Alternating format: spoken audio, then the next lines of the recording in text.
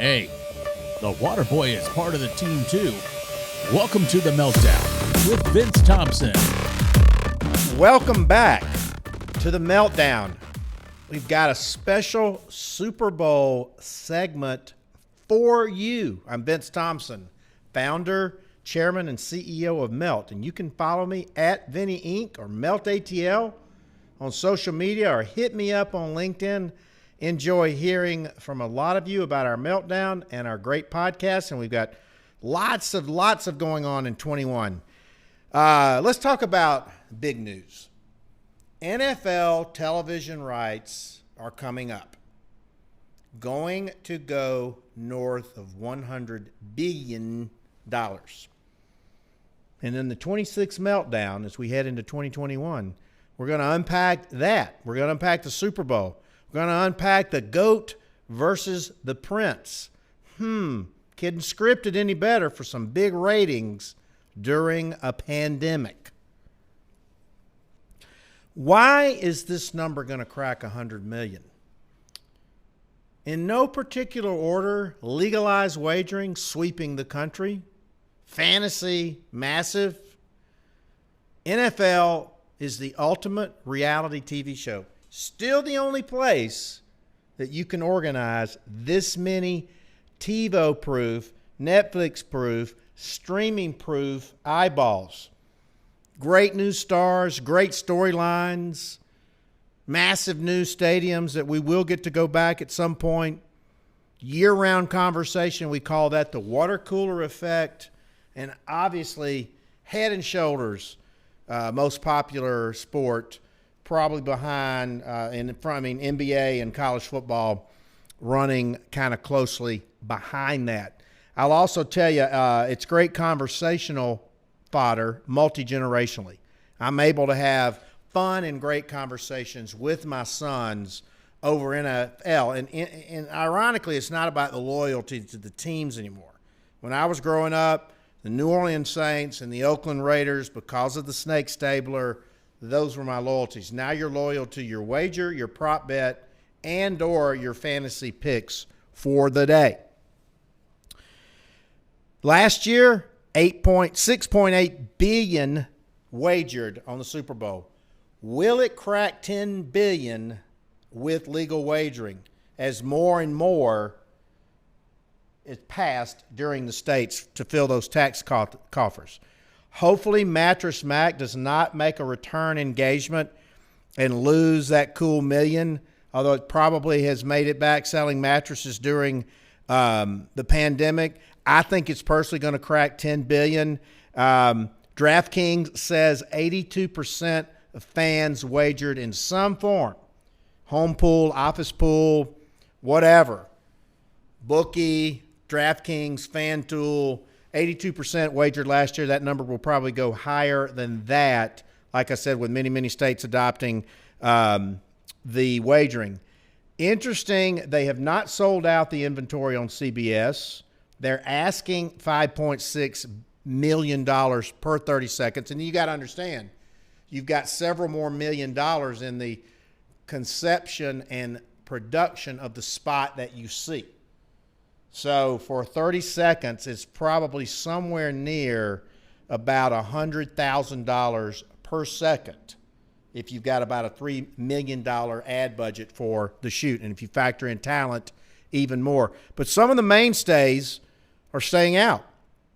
Budweiser, for the first time in 37 years, our client Coca-Cola, Pepsi, a lot of the ads I think will have a tender, warm, empathetic, honoring touch, some humor. You always see some humor. But during this period of COVID, the NFL has given 7,500 tickets to vaccinated first responders in Tampa, which I think is amazing. So we'll see. Keep your eye on Vegas. Keep your eye on New Jersey. Probably won't be as big of a crowds in Vegas Super Bowl weekend, which is typically a monster next to the first weekend of March Madness. But still the same. Keep an eye on these numbers. We've talked about this ad nauseum, massive tens of millions of dollars and handles being bet, percentages going back to the bottom lines of these states. Lots of bills in the hopper right now. There's one in Georgia right now, so we'll be keeping an eye on that. But this is sweeping and will not stop. So you literally will be able to be watching the game with your friends, with your family, with your app, and you can place a prop bet, and we're going to talk about that in a minute, on whether that next play is going to be a run play or a pass play. So keyword, back to the $100 billion, fan engagement is going to be redefined post-pandemic based on wagering, based on fantasy, and this is why these numbers and the streamers are going to dive in. We talk about the prop bets. You can bet on the outcome of the coin toss. I was talking to my son.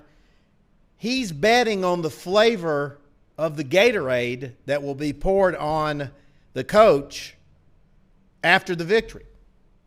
Believe it or not. So some crazy things going on. Who's going to be the MVP coming out of this thing?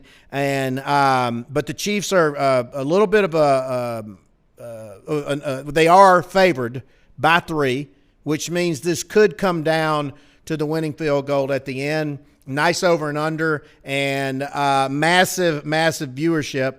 And it looks like Brady may play at least 50.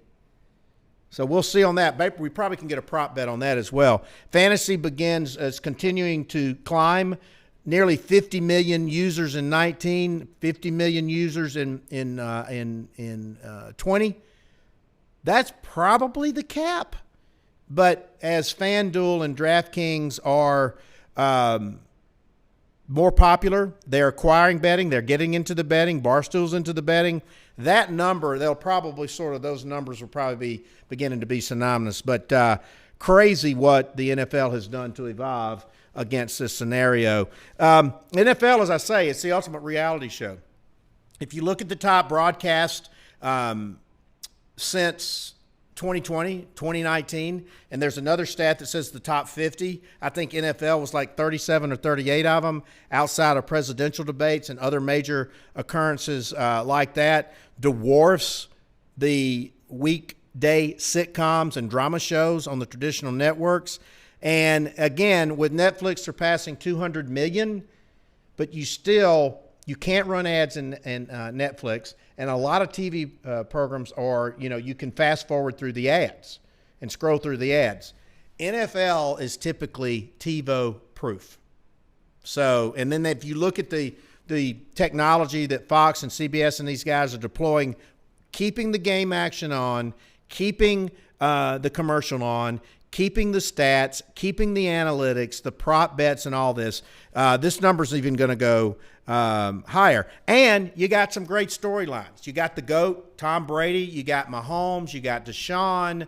You've got Tua. You've got Josh Allen. You've got Sam Darnold. You got this whole brand new crop of quarterbacks coming in. But what Brady has done, and arbitrarily, so it's chicken and egg. Did Brady make Belichick or did Belichick make Brady? You got Bruce Arians in his first Super Bowl. That's tremendous. Patrick Mahomes, first $500 million man, the good guy, Andy Reid. It's really nice to see that happening as well. So I think this is going to be a tremendous matchup. But new stars. Tyreek Hill from the University of West Alabama. And another Super Bowl MVP, Malcolm Butler, of the Patriots, the famous interception from the University of West Alabama as well. And I might put a prop down on Tyreek being the MVP. What are the odds of 2 University of West Alabama graduates, where my father went to school, being the MVP of Super Bowls? But great story with the Honey Badger. He just wins everywhere he goes. I remember sitting at the 2013 or 14 Senior Bowl. He had been kicked out of college football. He came to see some of these guys at the Senior Bowl, and they asked him to leave. But what a story and what a career. Gronk, see the guy loping down the sideline Sunday. Looked like a big T-Rex coming down. Leonard Fournette back from the dead from the Jags. I mean, it's this crazy storyline. So it's going to be a fun place to watch. Oh, and it's a home game for the Bucs. But we go back to the water cooler effect of the NFL. We're talking about this. during training camp. We're talking about who makes the cuts. We're talking about week to week. We're talking about gathering. Fantasy draft is huge now with the legal wagering, with the props, with the rivalries, with the new stadiums, with the technology. You can be in the huddle. We talk about the NFL draft, for goodness sake, year round. It's a parlor game. It's almost like, it sort of brings me back to my childhood in the old days when I would collect my football trading cards and those types of things. And so, and social media, obviously, you get inside of that helmet, as well. So we talked about tanking for Trevor for months. And so only Trevor Lawrence could have brought Urban Meyer back out of retirement to the state of Florida, to Jacksonville. So the water cooler effect is going to drive that $100 billion number. And the rich get richer. Jerry Jones bought the Cowboys for $150 million. Outbid Donald Trump. Now worth north of $5 billion. Arthur Blank, $500 million. The franchise was in the dregs. Look at the empire he has down there now. Robert Kraft, amazing. Amazing. And we couldn't get through this without mentioning the other GOAT, Nick Saban. 18.75% of the first-round draft picks this year are going to be out of the University of Alabama. I like to joke that Alabama is the 33rd NFL franchise. Roger Goodell, obviously $40 million a year. He takes a lot of grief for that. Tony Romo, $17 million a year. They've thrown these insane numbers out against Peyton Manning. He's sort of the white whale to bring in the booth. Will there be a spot for Nick Saban in college or pros? Where are the winners going to go? We expect Fox to retain their position, CBS retain their position, ABC to get Monday Night Football, throw ESPN into the Super Bowl rotation. The Sunday NFL ticket, as AT&T continues to dump debt, is bypassing DirecTV. And the Sunday NFL ticket, that'll go to a streamer. Will it be Amazon? Amazon's spending a lot of money in advertising right now with AWS web services and those types of things. So ESPN Plus, they're using ESPN Plus as a stalking horse to bring in that new cord cutter into the ESPN Plus family, north of $10 million on that now as well. And kudos to the NFL because they did get through a COVID season. So projected viewers, North America, 100 million, worldwide 140 million to plus 200 million. And it's going to be fascinating to kind of see how it's covered. I was talking to my dear friend Craig Silver of CBS, who produces SEC football and a lot of NCAA basketball, and this year has really pushed the envelope from the technology where he actually has directed some games from a satellite studio in New Jersey. I think Romo called one from his house. Herbstreit called one from his house. So you've seen COVID accelerate the technology and how these games have covered. Will fans come back? I mean, it was really weird watching it at home. It was almost like watching a Madden EA or EA Madden. I think fans will come back. There's a pent-up demand for this because not only from just going to the game, but the emotional and the social connection and the tailgating and all those types of things. So, again, NFL coming out on top. The GOAT versus the Prince, I got to tell you, Mahomes is a robot. The guy is unbelievable. So if he's 100%, which I think he is, I think he's going to come out victorious. I think it's going to be a great close game. I think it's going to go to the end. I think Tyreek Hill is my guy from West Alabama.